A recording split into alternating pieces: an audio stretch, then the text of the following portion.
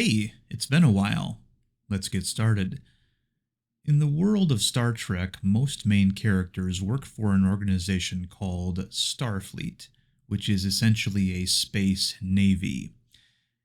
It's a uniformed service that primarily employs spaceships, and these ships are ran like U.S. naval vessels, using the U.S. Navy's terms and verbiage to describe various places, departments, and components of said ships. Like all Star Trek fans, I have opinions. One of those opinions is the subject of this video. That opinion is this: I do not care for any Starfleet ship, whether it's in an official Star Trek production, licensed Star Trek production, or a fan production that has more or less than 2 warp nacelles. Warp nacelles, for those of you who are unfamiliar, are the 2 long components usually located in the aft section of a given ship that are directly responsible for traveling faster than light. In keeping with this channel's tradition of comparing the ships of Star Trek to submarines, I'll liken the warp nacelles to the propellers on submarines. Before I continue, let me just advise you all that I am aware that the most modern submarines in the U.S. Navy do not actually have propellers anymore. They have devices called propulsors. The submarine I served on was a Sturgeon Class or 637 boat, and so propellers are what I know, so I use propellers in my allegory. I can't tell you how a propulsor works, because I don't know how a propulsor works. I just know that it does the same thing as a submarine's propeller. Only better, I'd imagine. A submarine's propeller agitates the ship's outside environment and directly creates thrust to move the ship. A starship's nacelles also affect the starship's outside environment to move the ship, but instead of affecting seawater, they bend space. It's both a different and yet similar principle depending on how general you want to describe what each does. Drug-addled kook Star Trek creator Gene Roddenberry established certain rules for the ships of Star Trek when he created the first series Bible for the show. One of those rules is that the nacelles always work in pairs. That's why the Enterprise had 2 of them. The idea is that 2 of them, working in tandem, are required for them to do what they do. Now, when it comes to submarines, there are some that have a single propeller and some that have 2 propellers. There are certain advantages and disadvantages to having one or the other. Smaller submarines, like attack submarines, typically have 1 propeller.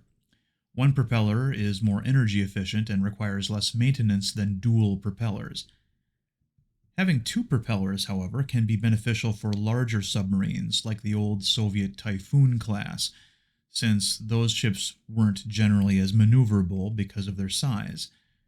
You could make tighter turns by throwing 1 propeller into reverse, for example. Now, here's where we get to why I generally don't like starships with 1, 3, and 4 nacelles. If they're meant to work in twos, why would you have 1, 3, and 4? Most Enterprises get along just fine with 2 nacelles, and some of them are the fastest ships in their respective eras. Let's look at the era depicted in the final season of Star Trek Picard. My apologies in advance to the overly sensitive among us. And I think Season 3 of Picard was an absolute abomination to Trek. It ruins the characters of Picard, Riker, Worf. It just craps all over them. The USS Titan A in Picard's final season was depicted as being ridiculously faster than most of the rest of the fleet, and she only had 2 nacelles. In the previous season, we were introduced to the Stargazer a ship that had 4 nacelles that outwardly appear to be identical to the Titan A's nacelles. Why? It's never explained on screen why Stargazer A had 4 nacelles. We're never told what the advantage is, which one would reasonably assume there had to be in order for the ship to have 4 nacelles versus the standard 2. This channel adheres to the strict rules of canon of the old Berman era, which clearly stated that any information not presented on live action screen is to be taken as conjectural, so I'm not interested in explanations presented in novels, games, licensed productions, and or fan productions. The real reason, I believe, why the Stargazer A had 4 nacelles was simply because her predecessor, NCC 2893, had 4 nacelles.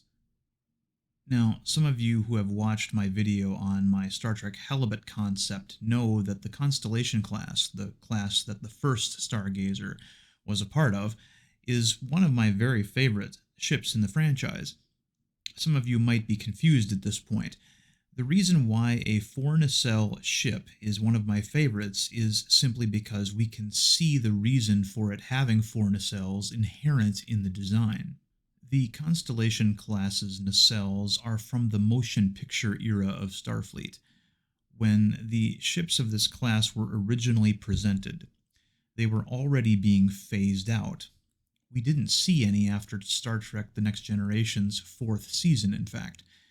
We also know that they were used for exploration, since Picard's reputation as an explorer was established while he was in command of one of these ships.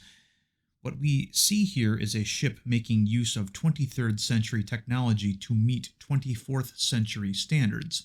This is why I came up with the premise that the Constellation Class was created to make use of surplus Constitution class parts.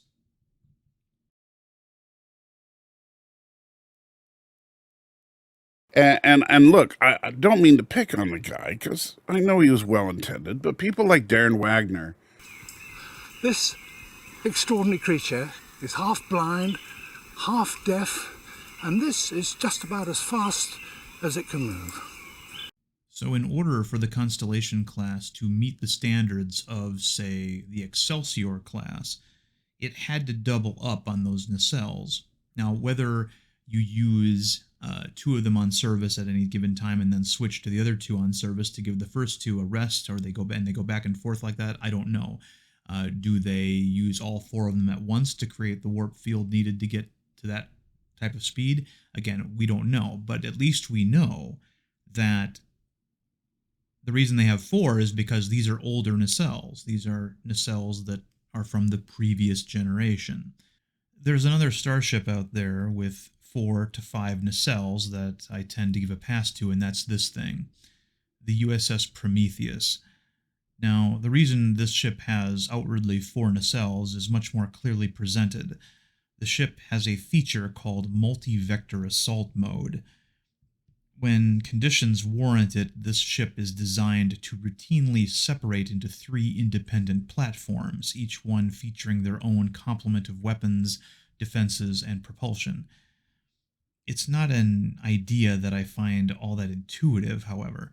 I mean, when Voltron wants to really kick ass, does it fight as 5 separate smaller robot lions, or do they combine into a larger kick-ass robot? So if you're looking for method to my madness, or the logic behind why I can generally say I dislike ships with other than 2 nacelles while simultaneously loving the Constellation Class, here it is. In the case of the Constellation Class, we can plainly see why there are 4 nacelles. The reason is right there, staring you in the face. With the Stargazer A, the Enterprise D Dreadnought, the Cheyenne class, and the myriad of single nacelled ships out there, you're not told why they're deviating from the Roddenberry rules regarding nacelles and how they're supposed to work. And while the historically detail-oriented fanbase of Star Trek can live with the mystery, we generally don't like these kinds of loose ends. Thank you for watching.